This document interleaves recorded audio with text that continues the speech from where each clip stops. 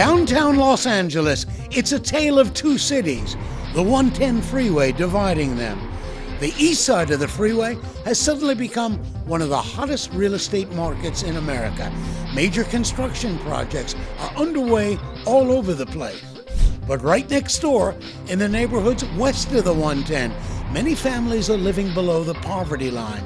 President Obama calls this place the Promise Zone, and people here say they want some of those construction jobs over in the next neighborhood. At the construction sites across the 110, we have 12 major construction projects. So what we're trying to do is to create more jobs. Okay, let's talk about the tale of two cities. Right now we're on the Harbor Freeway, the 110.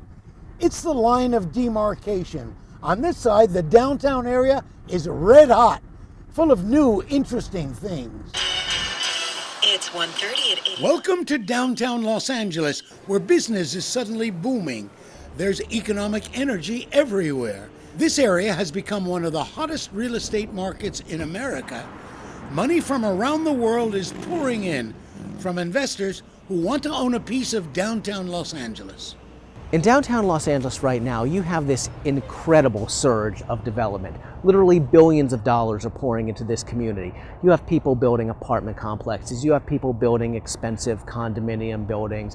There's parks opening. The money is coming from all over the place, literally across the country and even around the globe. Chinese investors are starting to invest billions of dollars. For decades, downtown LA was a dark center, a bland collection of buildings and empty streets.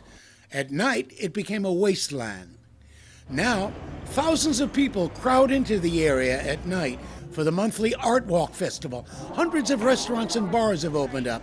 People who worked downtown 20 years ago can't believe the change. It's vibrant, it's alive. There's people walking around, people are coming downtown for eating, for shows at night. I mean, it's completely different than it used to be 20 years ago. What was it like when you worked here? You'd get off from work and there was maybe one restaurant downtown. Every day, 500,000 people come to work downtown. The number of residents has more than doubled to over 50,000 the past 10 years. Many of these new folks are young and single. Here's what these high-energy people do after a long day's work: rock climbing and bonding at this downtown gym. It's not just the sport itself, it's like a community. When you come to the gym, it's like being with family.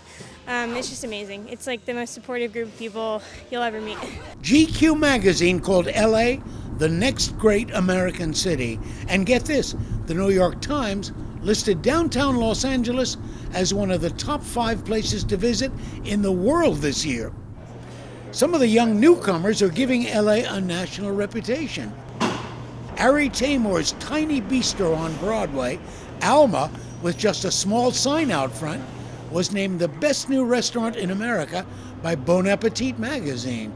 This 28-year-old was a philosophy major who enjoyed cooking at home. Home cooking is, it's a very deliberate act where everything builds to this point where you all sit down together and share something.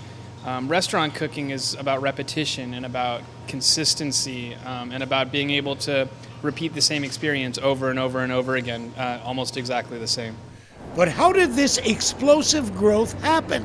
What was the turning point in this transformation?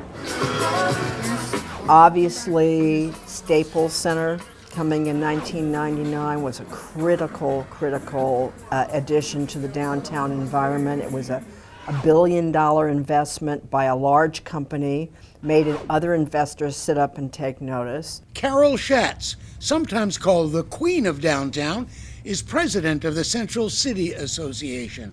Schatz concedes that developers have had it easy here, some getting millions of dollars in tax breaks from the city. You cannot define a great city by a beach, a sign, and 2 theme parks. If you do not bring life to the center of your city, you will see blight spread into every neighborhood around it. All you need to do is look at Detroit, Michigan, and know that that is true.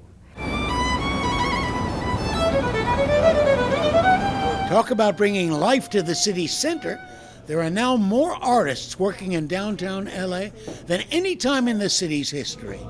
Some of the artists who live downtown were not happy with the choice of schools for their children, so they got organized and created the Metro Charter Elementary School, now in its first year. We were a group of parents who used to meet for play dates in the local park in downtown, and we felt that there was a real need for an educational institution. So it was really a naive effort, I would say, at the beginning, at play dates to meet and conceptualize dream about a school that would one day happen. Of course, downtown suffers the same gridlock and crime issues that occur in other neighborhoods.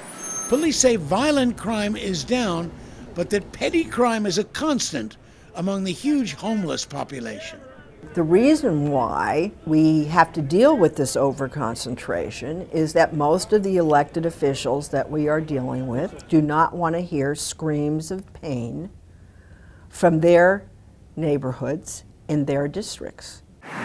Some people from outlying suburban neighborhoods are actually choosing to spend the weekend in downtown LA. The Ace Hotel has become a hipster hotspot. Theater and sports are bringing people in. There are tours of grand old buildings, and now 10 years old, Disney Hall has become a local landmark. What are you selling?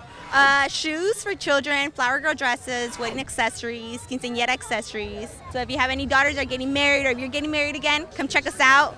The Santee Alley shopping area is one of the best places in town for negotiating prices and people watching. You might want to check the origin of these sidewalk DVDs. Meantime, families from every income level have been sharing meals at the Grand Central Market for decades.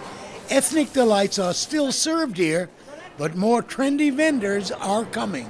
You see the traditional vendors slinging pupusas and groceries and meat, but you're really seeing these boutique vendors coming in to provide a sort of premium experience, whether that's freshly squeezed juices or coffee, or even oysters. An oyster business is coming in to serve shucked oysters and champagne. For decades, there was just one supermarket in Little Tokyo that served most of downtown. Now, Whole Foods is coming in.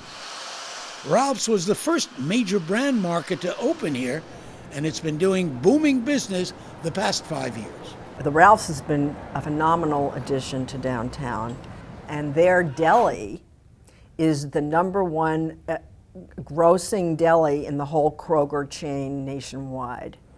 So apparently all of these young people who are living downtown don't cook. But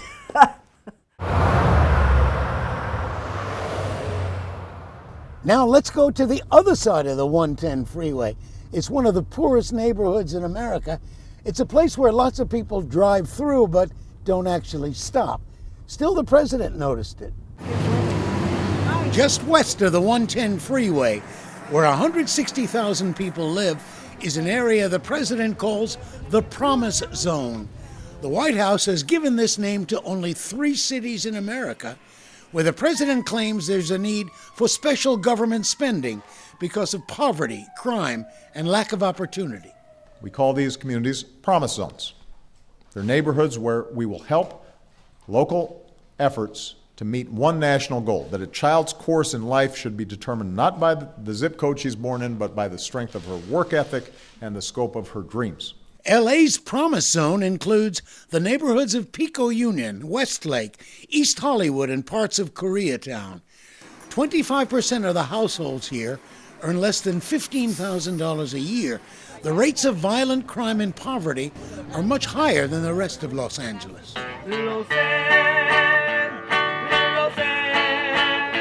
For many Hispanic immigrants, the Promise Zone is their first home in America, and living wage jobs are hard to find. People here have noticed all the prosperity and economic growth on the other side of the 110 freeway. On the other side of the 110, we see beautiful buildings. We see all of these businesses in the area. And on this part of the freeway, we see a whole different picture, the poor neighborhoods, right? So what we're trying to do is to create more jobs for the future generations so that they have better tools to prepare for the future. Where are you from? From Salvador.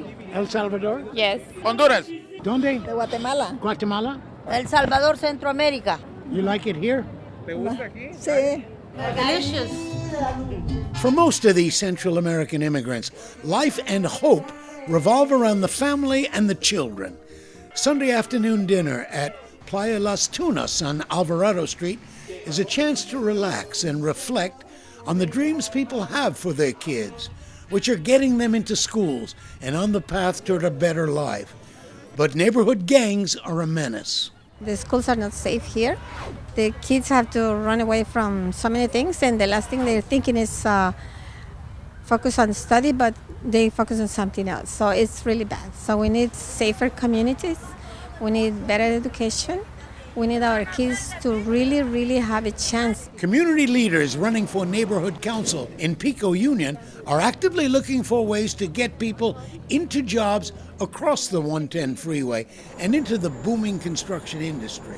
At the construction sites across the 110, we have 12 major construction projects. What happens is the construction people or the superintendents will call here and say, hey, I need this skill. And we don't have that. And they have asked us to qualify youth to go over there and work over there. So we have a program now we're putting together by the LAUSD Adult Education for construction certification. That kind of construction class, like this one at Trade Tech, is the kind of project the president wants to see in the Promise Zone. In a section of LA that stretches from Pico Union to Hollywood, the population decreased by 13,000 people in just 10 years. So developers are working to build more affordable housing. Technical schools and community colleges are helping more people get the training they need to get jobs. It's a project worth investing in. There's a shortage of brand name supermarkets in the Promise Zone. This food bank on Venice Boulevard is a nonprofit selling food that is near its expiration date and produce that is too late for the major markets to sell. Delicious. Is that overripe? No, this is perfect. We did a demographic study in this particular zip code, and 98% of the kids from K to 12 are on the school lunch program. So that means 98 kids out of 100 is living in poverty. Major supermarkets receive a tax deduction for donating some of their slightly older food to this food bank. Thousands of local people shop here, where it costs $30 a visit. Why should people come here instead of going to a supermarket? Well, for $30, I don't know how much food you could get at a supermarket, but here you get over 100 pounds of food. You pick your own fresh fruits and vegetables. You pick your own breads, and then we have an already-made food basket. I save in a lot, $100 every time when I come here. Churches play a major role in helping immigrants make the transition into America. We can make a difference. So far, none of the millions of dollars promised by the president has been received. Immigrant rights groups, hoping to get Promise Zone funds, point out that growth on the other side of the 110 freeway was financed partly with help from tax incentives. It saddens me to hear that developers and corporations in Los Angeles get tax breaks that that regular people and small business owners don't get. People are surprised often that they think they know Los Angeles until they come to a neighborhood like ours. We definitely have one of the poorest and most densely populated areas in Pico Union, Westlake area in the country, not only of California.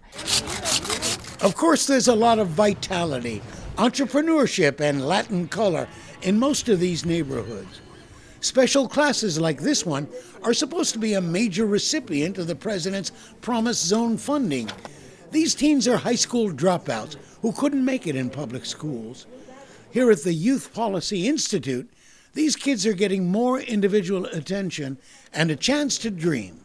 At a public school, it was a lot of students, so it was hard to keep up with each other. And there's less drama here. What's your goal here? My goal here would be to finish getting my high school diploma and getting the help to go into vocational nursing, which they provide here in the school. This is basically like my second chance since I screwed up education at a regular high school. And I'm just trying to better my own education since I really was a goof up. So downtown LA is getting national attention for its wealth and its poverty. One side of town is showing great promise. The other side, well, lots of promises are being made in the promise zone.